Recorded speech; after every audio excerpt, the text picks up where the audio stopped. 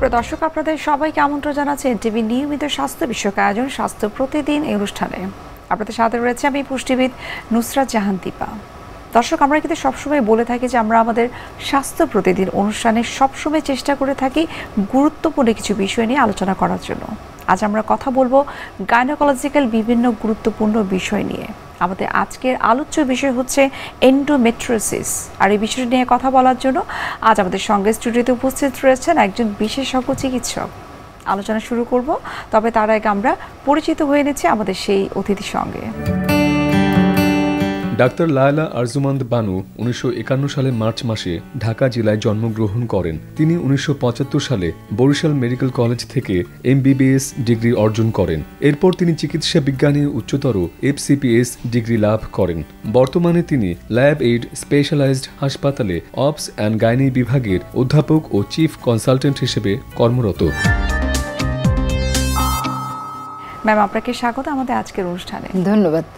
Endometriosis, বর্তমানে আমরা এই টার্মটা অনেক বেশি শুনে থাকি এবং এই সমস্যাটা কিন্তু অনেকের ক্ষেত্রে আমরা দেখতে পাচ্ছি। আপনার কাছে একটু জানতে চাই, অফিসিয়ালি যে এন্ডোমেট্রিওসিস বলতে আসলে কি বোঝায়?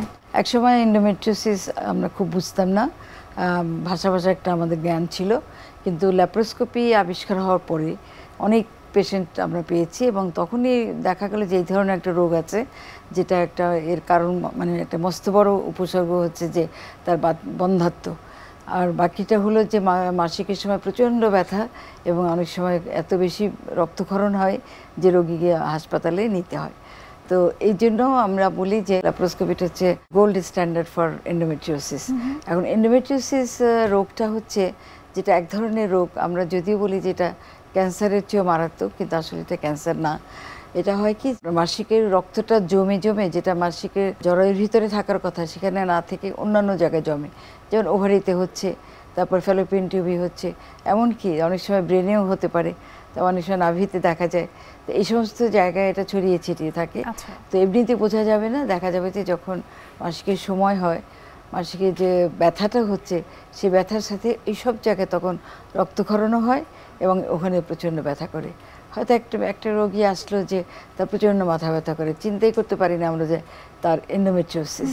তো অনেক সময় MRI করে দেখা গেলো যে এন্ডোমেট্রিওসিস। মাসিকের ব্যথা সবসময় যে এন্ডোমেট্রিওসিসের কারণে হয় তা না, তবে মাসিকের ব্যথার একটা বড় কারণ হচ্ছে এন্ডোমেট্রিওসিস। এমনি অনেক সময় মাসিকের যে ব্যথাটাকে আমরা ডিসমেনোরিয়া বলি, সেটা কিন্তু অনেক মানে কোনো কারণ ছাড়াই হয়। সাধারণত দেখা যায় যে অনেক বেশি ব্যথা হচ্ছে, তারপর মেয়েটার বিয়ে শাদী হলো, বিশেষ করে বাচ্চা হলে আবার এগুলো সব ভালো হয়ে যায়। এন্ডোমেট্রিওসিস অবশ্য তাই, এক ধরনের এক রকমের চিকিৎসা যেটা আছে সেটা আমরা বলি যে একটা সিউডো প্রেগনেন্সি, মানে ফলস একটা প্রেগনেন্সি আমরা তৈরি করি হরমোন দিয়ে, যাতে দেখা যায় ওই 9টা মাস সে খুব ভালো থাকে এবং অনেকের কিন্তু এই চিকিৎসা রোগটা তখন অনেকটা কমেও যায়। আচ্ছা, এটা একটা বেশ ভালো জিনিস। ম্যাম, এন্ডোমেট্রিওসিস দিবস পালন করে থাকি, সেটা আসলে কেন করা হয়ে থাকে এবং এটার উদ্দেশ্য আসলে কি? এন্ডোমার্চ মানে মার্চ মাসটা পুরোটাই এন্ডোমেট্রিওসিস। আমরা কয়েকদিন আগেই একটা রাউন্ড টেবিল কনফারেন্স করেছি, বিশেষত আমরা সব গাইনোকোলজিস্টরা। তারপরে এটা নিয়ে অনেক লেখালেখি হয়েছে, আমরা সেমিনার করেছি, সেশন করেছি। তো এগুলো সব কিছু করার একটাই উদ্দেশ্য যে সচেতনতা। এমনকি এটা মনে করা হয় যে ঠিক ওই দিবসেই তার এন্ডোমেট্রিওসিস থাকবে, অন্য সময় থাকবে না, তা তো আর না। তো কিন্তু ওই মাসটাতে যাতে সবাই আমরা এন্ডোমেট্রিওসিস সম্বন্ধে সচেতন হই, আমাদের জনগণকে যেন আমরা জানাই আসলে রোগটা কি, এটা কিভাবে প্রতিরোধ করা যায়, কিভাবে প্রতিকার করা যায়, এগুলো নিয়ে আমরা যখন আলোচনা করি এবং সব মানুষকে জানানোর জন্য আমরা নানান ধরনের ব্যবস্থা নিই, রেডিও, টেলিভিশন, তারপরে এই যেটা বললাম যে আমাদের একটা রাউন্ড টেবিল কনফারেন্স হয় এবং লেখালেখি করি আমরা এই সময়টাতে। তো এভাবেই আসলে একটা দিবস পালন করা হয়। আর ওই সময়টা আমরা রোগীদের, এই ধরনের রোগী যাদের পাই তাদের একটু বেশি করে আমরা বলি যে কেন এটা করা উচিত এবং তোমার রোগটা কি ধরনের, সেটা তাকে সচেতন করি। এন্ডোমেট্রিওসিস দিবস, এটার মাধ্যমে আপনারা ম্যাস পিপল পর্যন্ত সেই মেসেজগুলো আসলে পৌঁছাচ্ছে এবং তারা উপকৃত হচ্ছে। 20 সালের পরে মানে 5 বছরে আমরা সেই সোসাইটি করেছি, এন্ডোমেট্রিওসিস সোসাইটি। তো এই সোসাইটির মাধ্যমে আমরা অনেক কাজ করেছি, বিশেষ করে হলো যে ফিল্ড ওয়ার্ক, যেটা গার্মেন্টসের মেয়েদের সচেতন করা, স্কুলের মেয়েদের সচেতন করা। কারণ হয় কি, ওরা মানে বেশি অজ্ঞ থাকে, ওরা জানে না অসুখটা সম্বন্ধে, কিন্তু প্রাথমিক অবস্থায় যদি এটা চিকিৎসা হয় তাহলে হয়তো তার যে মারাত্মক যে জটিলতাগুলো পরবর্তী জীবনে দেখা যায় সেগুলো আর হয় না। তো সেই জন্য আমরা অনেক ফিল্ডওয়ার্ক করেছি, বৈঠকের মতো, তারপর কয়েক জায়গায় গিয়ে আমরা হয়তো কিছু শিক্ষিকাদের নিয়ে আমরা কাজ করেছি। এগুলো করে হয়েছে কি, এখন কিন্তু অনেকে এন্ডোমেট্রিয়াসিস জানে, বিশেষ করে এন্ডোমেট্রিয়াসিস থেকে যেটা একটা রোগ হয় যে চকোলেট সিস্ট, সবাই চকোলেট সিস্ট জানে, বিশেষ করে কিশোরী মেয়েরা আমাদের কাছে এসে বলে আন্টি আমার চকোলেট সিস্ট হয়েছে, এটা চিকিৎসা করেন। এখন মোটামুটিভাবে মানুষের কাছে এটা পরিচিত হয়ে গেছে। ম্যাম, এন্ডোমেট্রিয়াসিস যাদের হচ্ছে নিশ্চয়ই কোনো আসলে সিমটম থাকে, সেই সিমটমগুলো আসলে কি? উপসর্গ, একটা কিশোরী মেয়ে সময় দেখা যায় যে তার মাসিক শুরু হওয়ার আগেও অনেক সময় তার খুব ব্যথা হয়, তো সেটাতে যে আমরা ল্যাপ্রোস্কোপি করি, যা ল্যাপ্রোস্কোপি সবাই জানে এখন, যে একটা ছিদ্র করে স্পেশাল যন্ত্র দিয়ে অপারেশন করা হয়। তো ল্যাপ্রোস্কোপি করে অনেক সময় শুধু আমরা বলি যে এটাকে রোগ নির্ণয় বা ডায়াগনস্টিক। তো ওখানে আমরা দেখতে পাই যে ভিতরে ছোট ছোট দানার মতো, কালো দানার মতো এন্ডোমেট্রিয়াসিস আছে, অথবা তার একটা সিস্ট আছে। তো একটু যখন ছোট দানার মতো থাকে সেটা হচ্ছে ফার্স্ট স্টেজ, তারপরে যখন সিস্ট হয়ে যাচ্ছে সেকেন্ড স্টেজ, আর যখন চারদিকে ছড়িয়ে যাচ্ছে সেটাকে আমরা থার্ড স্টেজ সাধারণত বলি। আচ্ছা। তো এই রোগীরা এক এক স্টেজে এক এক রকমের উপসর্গ নিয়ে আসছে, যেটা বললাম।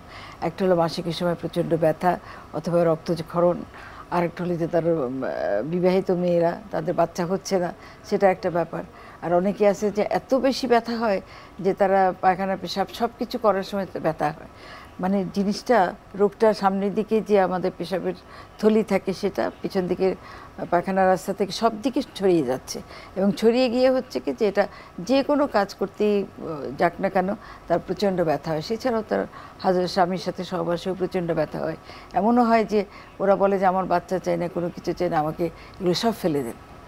এখন যদিও নানান ধরনের ওষুধ বের হয়েছে, এবং সার্জারি যেটা আমরা বলি যে অস্ত্র চিকিৎসা, সেটা অনেক উন্নত হয়েছে। কিন্তু আমি বারডেমে যখন আমি চাকরি করেছি দেখি যে একটা পেশেন্ট মাঝে মাঝে আসতে হচ্ছে সব কিছু ফেলে দেন, কিন্তু বাচ্চা হয়নি, তার এত ব্যথা এবং এত তার ব্লিডিং। তো কাজে এখন মানে অবস্থার অনেক উন্নতি হয়েছে। আমরা চেষ্টা করছি ওষুধ দিয়ে কাজ করার জন্য, না হলে অস্ত্রোপচার করে তাকে সব ভালো করার জন্য। ম্যাম, ট্রিটমেন্ট যখন আপনারা করতে চান, যারা আমাদের অনুষ্ঠানটি দেখছেন তাদের কাছে হয়তো একটা প্রশ্ন থাকতে পারে যে আপনি স্টেজিং এর বিষয়টা আনছিলেন, যে কখন আসলে ফার্স্ট স্টেজ থেকে সেকেন্ড স্টেজে যাচ্ছে বা সেকেন্ড থেকে থার্ড স্টেজে যাচ্ছে, এবং যখন থার্ড স্টেজে যায় তখন আসলে আলটিমেটলি সার্জারি ছাড়া আর বিকল্প কোনো ট্রিটমেন্ট পদ্ধতি আছে কিনা? ফার্স্ট স্টেজে তো অবশ্যই আমরা মেডিসিন দিয়ে চেষ্টা করি, আর সব স্টেজেই কিন্তু প্রথমে মেডিসিনই দেওয়া হয়। আচ্ছা। একটা স্পেশাল মেডিসিন আছে, সেটা প্রোজেস্টেরনের একটা অংশ, সেটাকে আমরা যেমন ডাইনোজেস্ট, তারপরে নিওজেস্ট এই ধরনের নামে পাওয়া যায়। সেটা আমরা 3 মাস দিই বা 6 মাস দিই। সেটাতে হয় কি যে মাসিকটা বন্ধ থাকে, এবং মাসিক বন্ধ থাকা মানে তার সব উপসর্গ চলে যাওয়া, তো কাজে সে খুবই ভালো থাকে। এবং এমনও আছে অনেকে যে আমরা হয়তো বা 3 মাস বা 6 মাস বেশি দিচ্ছি না, কিন্তু রোগী কিন্তু খেয়েই যাচ্ছে। তবে রোগীদের আমি বলবো যেটা আসলে ডাক্তারের প্রেসক্রিপশন ছাড়া খাওয়া উচিত না, কারণ এটাতে আবার একটা সমস্যা আছে এই ওষুধে, যে লিভারে খুব এফেক্ট করে। অনেকেরই দেখা যাচ্ছে যে লিভার ফাংশন টেস্টটা পরিবর্তন হয়েছে, হয়তো লিভার দেখা যাচ্ছে যে নানা ধরনের মনিটর করাটা অনেক বেশি গুরুত্বপূর্ণ। সেই জন্য মনিটর তো করতেই হবে, প্লাস তাকে কখনোই 6 মাসে বেশি দেওয়াটা ঠিক হবে না। ম্যাম, এন্ডোমেট্রিয়াসিস কিভাবে এটাকে প্রতিরোধ করা যায়? এখন দেখা গেছে যে এটা অনেক সময় যে মায়ের যদি থাকে তাহলে মেয়েরও হবে, মেয়ের থাকলে আবার তার মেয়ে বা খালা থাকতে হতে পারে। আর এটা দেখা যাচ্ছে যে একটা জেনেটিক ব্যাকগ্রাউন্ডও আছে। তো কাজেই আমরা যদি ওই ধরনের একটা পারিবারিক ইতিহাস পাই যে মায়েরও ছিল, খালাদেরও হচ্ছে, তো তখন আমরা প্রথম থেকেই তাকে চিকিৎসা করার চেষ্টা করি।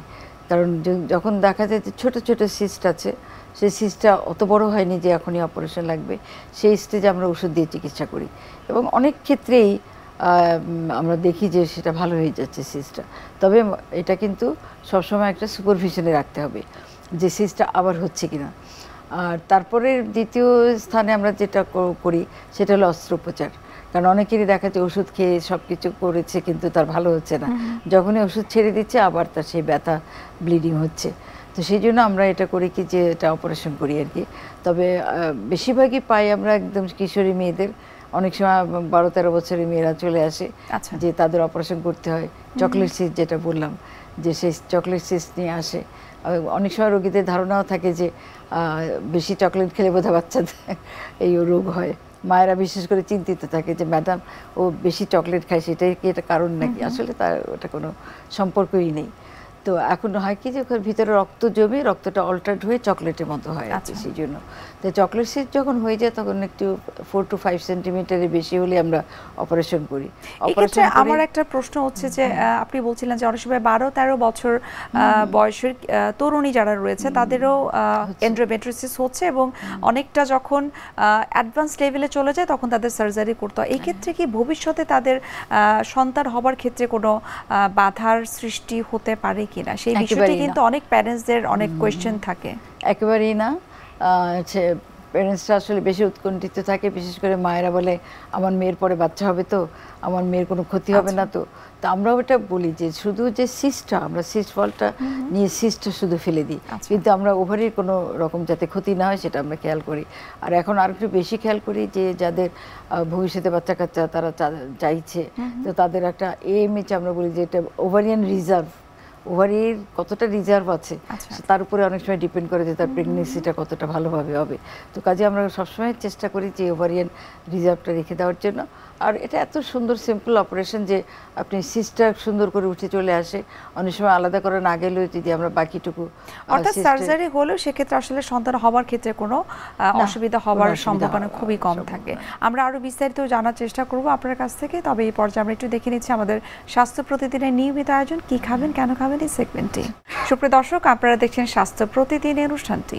এ পর্যায়ে আমরা দেখে নিচ্ছি বিভিন্ন খাদ্যের পুষ্টি গুণাগুণ নিয়ে আমাদের পুষ্টিবিদের পরামর্শ।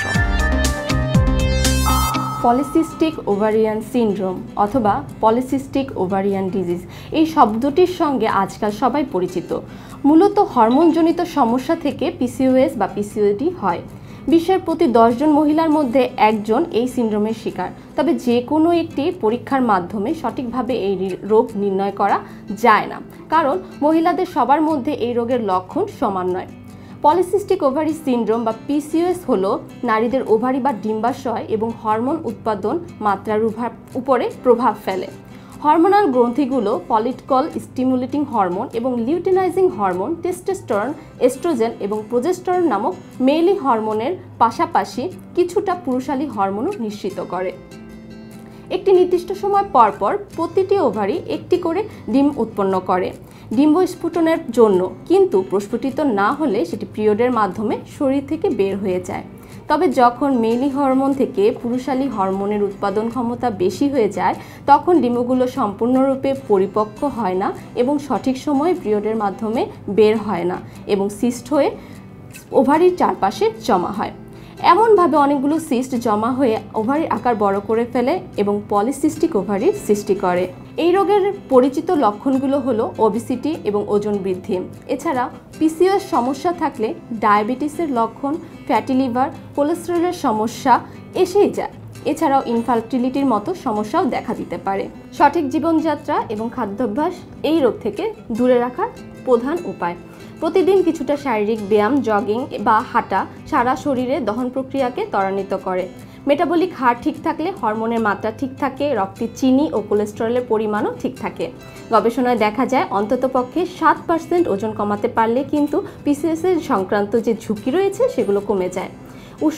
উচ্চ আঁশযুক্ত ফাইবার, কম কার্বোহাইড্রেট, স্বাস্থ্যকর আমিষ, অপরিশোধিত ময়দা ও চিনি, সবজি ও ফলমূল সমৃদ্ধ খাদ্য পরিকল্পনা এই রোগীর জন্য সর্বাধিক কার্যকর। PCOS এবং এর ডায়েট মেনে চললে অনেক ক্ষেত্রেই কিন্তু আপনি ভালো থাকতে পারেন। লো কার্ব খাবার, অর্থাৎ যে খাবারে কার্বোহাইড্রেট কম সে ধরনের খাবার বেশি করে খান। ইনসুলিনের মাত্রা আপনার বাড়বে না, ফলে অযথা ওজনও বাড়বে না। ভাত, আলু, ময়দা, তরমুজ ইত্যাদি না খাওয়াই ভালো। খাদ্য তালিকায় থাকতে পারে মাল্টিগ্রেন, ব্রেড, ওটস, চিনির বদলে গুড়, মুসলি ইত্যাদি। দুধ ও সয়া প্রোডাক্টসও রাখতে পারেন। বাড়িতে পাতা দই খুব ভালো উপকার দিবে। দুধে যাদের সমস্যা নেই তারা অল্প দুধও খেতে পারবেন। বাটার খাওয়া যাবে, তবে মার্জারিন নয়। পনির চলতে পারে, কিন্তু রাতের খাবারের পরে এক বাটি ছানা খাওয়া যাবে। ফল ও সবজির মৌসুমে অবশ্যই প্রচুর পরিমাণে ফল এবং সবজি খেতে হবে। ভিটামিন, মিনারেলসও এতে পাওয়া যাবে। PCOS যাদের আছে তাদের তালিকায় আপেল, লেবু, পেঁপে, পেয়ারা, তরমুজ, শুকনো খেজুর জুস এবং গোটা ফল খেলে ভালো হবে। ভালো যদি হয় ফ্রুট সালাদ বানিয়ে খেতে পারেন। এই সিনড্রোমে যারা ভুগছেন তাদের জন্য পটাশিয়াম, আয়রন ও ভিটামিন খুব বেশি প্রয়োজন। পটাশিয়াম ফলিকল হরমোনের ভালো উৎস, ওজন কমাতেও সাহায্য করে। ফ্যাট চর্বিযুক্ত মাছ ও মাংস ইত্যাদি বাদ দিতে হবে। ভিটামিন বি ও ডি যুক্ত মাছ খেতে হবে। অলিভ অয়েল, পাশাপাশি কাঠবাদাম, সামান্য আখরোট খেতে পারলে ভালো। সামর্থ্য অনুযায়ী টুনা ও স্যামন ফিশ খেতে পারবেন। খুব উপকার হয় যদি ডিপ ফ্রাইড খাবার সম্পূর্ণরূপে বাদ দিয়ে দেন। দারুচিনি খেতে পারেন। 1 গ্লাস গরম পানিতে 1 চা চামচ দারুচিনি খেলে আপনার ব্লাড সুগার কন্ট্রোলে থাকবে, তাতে কিন্তু আপনার ওজনও কমতে থাকবে। এছাড়া আপনি তিসি খেতে পারেন। তিসি সাধারণত কোলেস্টেরল ও উচ্চ রক্তচাপ কমাতে কাজ করে। এছাড়াও অ্যান্ড্রোজেন হরমোনের আধিক্য কিন্তু কমিয়ে দেয় খুব দারুণভাবে। 2 চা চামচ তিসি কিন্তু আপনি গুঁড়ো করে খালি পানিতে ভিজিয়ে খেতে পারেন। যাদের পানি খেতে সমস্যা হয় তারা ফলের রস মিশিয়ে খেতে পারেন। অ্যাপেল সাইডার ভিনেগার কিন্তু পিসিওএস রোগীর জন্য খুব বেশি ভালো। তাই স্বাস্থ্যকর উপায় মেনে আপনি একটি হেলদি ডায়েট ফলো করলে পিসিওএস নামক রোগ থেকে কিন্তু নিজেকে সহজেই মুক্ত করতে পারেন। একটি সঠিক জীবনযাত্রা, খাদ্যাভ্যাস আমাদের জন্য কিন্তু খুব প্রয়োজন। ম্যাম, সচেতন হবার জন্য আসলে এক্ষেত্রে আমাদের কি কি করা দরকার, বিশেষ করে সামাজিকগতভাবে এবং পারিবারিকভাবে সচেতন কিভাবে করলে আসলে এই এন্ডোমেট্রিওসিসটাকে আমরা প্রতিরোধ করতে পারবো, সেই বিষয়ে আপনার পরামর্শ বা টিপস কি, সেটা যদি আমাদেরকে একটু বলতেন। সেটা হচ্ছে এটা যে অনেক সময় হয় কি যে মাসিকের সময় ব্যথা হয়, আমরা সবাই মনে করি যে এটা স্বাভাবিক, কারণ বেশিরভাগই অনেক মেয়েদেরই এটা হয়। তো আমরা স্বাভাবিক বলে সেটাকে আসলে এটা আমরা উপেক্ষা করি। কারণ তবে আজকাল যেটা আমরা ওই জন্য বলে দিই যে যখনই একটা মেয়ের ব্যথা হবে বা ব্লিডিং বেশি হবে তাকে অবশ্যই ডাক্তারের কাছে নিয়ে আসতে হবে। না নিয়ে আসলে অন্তত তার একটা আলট্রাসোনোগ্রাফি করতে হবে। আলট্রাসোনোগ্রাফিতে সিস্ট ধরা পড়ে তারপরে বোঝা যায় যে ওখানে কী ধরনের সমস্যা আছে। তো কাজেই এগুলো একেবারেই অবহেলা করা উচিত না। মনে করে যে দিনের পর দিন এরকম থাকবে, তারপর বাচ্চা হলে ব্যথা ভালো হয়ে যাবে, কিন্তু সেই অতদিন পর্যন্ত মেয়েটা কষ্ট পাচ্ছে। আরেকটা জিনিস যেটা হয়, ওই যে এন্ডোমেট্রিওসিসটা চারদিকে ছড়িয়ে যায়, ছড়িয়ে গিয়ে অ্যাডিশন বলে একটা কথা আছে, যে অ্যাডিশন হয়ে যায়, একটার সাথে আরেকটা এত বেশি লেগে থাকে যে পরবর্তী সময় তার ওই জন্য বাচ্চা হতে সময় লাগে, মানে বাচ্চা হতে দেরি হচ্ছে। আমরা যদি এক কথায় বলি যে যখনই ডায়াগনোসিস হবে তখনই ট্রিটমেন্টটা শুরু করতে হবে। ম্যাম, আমরা অনুষ্ঠানের একেবারে শেষ পর্যায়ে চলে এসেছি। অসংখ্য ধন্যবাদ এন্ডোমেট্রিওসিস সম্পর্কে এত বিস্তারিতভাবে আমাদেরকে কিছু গুরুত্বপূর্ণ তথ্য দেওয়ার জন্য। আবারও ধন্যবাদ এবং শুভকামনা এনটিভির পক্ষ থেকে। ধন্যবাদ। সুপ্রিয় দর্শক, এতক্ষণ আপনারা দেখছিলেন এনটিভির নিয়মিত স্বাস্থ্য বিষয়ক আয়োজন স্বাস্থ্য প্রতিদিন এই অনুষ্ঠানটি। এই পর্যায়ে আমরা দেখে নিচ্ছি আমাদের আগামী পর্বে কি থাকছে। রোগ মানেই কিন্তু কিডনি সম্পূর্ণ নষ্ট হয়ে যাওয়া না, রোগ মানে সে আক্রান্ত। কিন্তু এই যে বিভিন্ন ধরনের কিডনি রোগ আছে, সেই রোগের কারণে কিন্তু কিডনি একদম নীরবে, কিডনির যে 24 লক্ষ ছাঁকনি আছে সেগুলো আস্তে আস্তে ধ্বংস হতে থাকে, ক্ষয় হতে থাকে। ক্ষয় হতে হতে একদম যখন শেষ পর্যায়ে চলে যায় তখন সেটাকে আমরা বলি এন্ড স্টেজ রেনাল ফেলিওর। যাদের বেঁচে থাকার জন্য দরকার পড়ে ডায়ালাইসিস অথবা কিডনি ট্রান্সপ্ল্যান্ট বা সংযোজন। তো এদের সংখ্যা যেটা বললেন যে প্রায় 40,000 রোগীর প্রতি বছর, যেখানে যে পর্যায়ে যে উপনীত হয় তাদের বেঁচে থাকতে হলে ডায়ালাইসিস করতে হবে অথবা কিডনি সংযোজন করতে হবে। বিশ্বের যে কোনো প্রান্ত থেকে যে কোনো সময় এনটিভি জনপ্রিয় অনুষ্ঠান স্বাস্থ্য প্রতিদিন দেখতে আপনারা ভিজিট করতে পারেন আমাদের পূর্ণাঙ্গ পোর্টাল www.ntvbt.com। এছাড়াও এনটিভির বিভিন্ন ধরনের জনপ্রিয় অনুষ্ঠান এবং নিউজ আপডেট পেতে আপনারা ভিজিট করতে পারেন আমাদের ইউটিউব চ্যানেল এবং ভেরিফাইড ফেসবুক পেজে। সুপ্রিয় দর্শক, আজ এখানে শেষ করতে হচ্ছে। দেখা হবে আবারও আপনাদের সঙ্গে। সে পর্যন্ত আপনারা সবাই ভালো থাকুন, সুস্থ থাকুন এবং সবসময় এনটিভির সঙ্গে থাকুন।